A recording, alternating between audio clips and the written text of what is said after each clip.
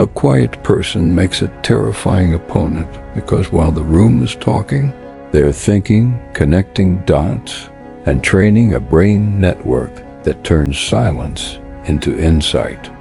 Here's the truth. Choosing solitude is not the same as being lonely or shy, and people who prefer it are often perceived as competent and independent, sometimes so competent that others preemptively keep their. Let's dismantle the myths. Preference for solitude is a distinct trait. Many choose it because solo time feels productive and interesting, not because social life is scary or painful. When solitude is handled well, it aligns with character strengths like curiosity, love of learning, creativity, gratitude, and perspective, the raw materials of durable intelligence. Why does alone time sharpen thinking? The default mode network, the brain's backstage for self-reflection, imagination, and mental simulation supports creative fluency and original idea generation. Resting state studies show highly creative people exhibit stronger connectivity between cognitive control regions and the DMN, coordinating discipline with imagination. In short, solitude lets the control network stop firefighting, so the creative network can wander, recombine, and strike gold. Now meet the mindset that thrives in silence. Need for cognition, the enjoyment of effortful thinking.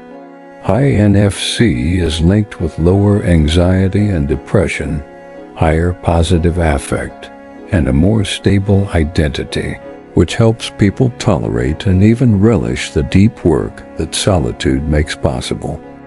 But solitude isn't automatically good. Framing matters. When people reappraise being alone as chosen and purposeful, mood costs shrink and the benefits rise. Skillful solitude functions like a power-up. It's scheduled, goal-driven, and paired with reflection, which turns quiet into learning and learning into strategy. Why does curiosity spike in silence? Curiosity is driven by information gaps. Quiet creates room to notice the gap, and the brain's reward systems then pay you for closing it.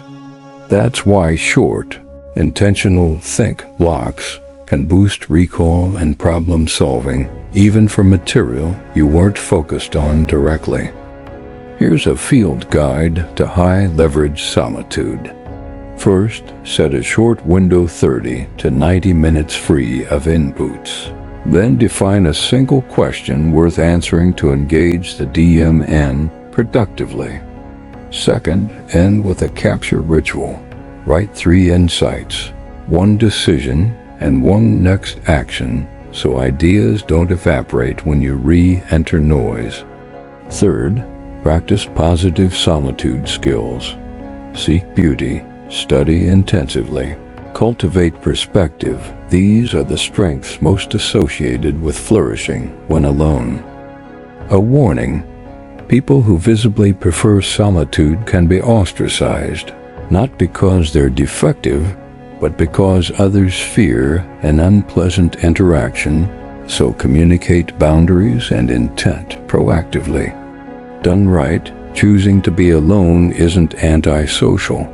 It's pro-clarity, pro-creativity, and yes, a little terrifying because sustained thinking wins over loud confidence in the long run.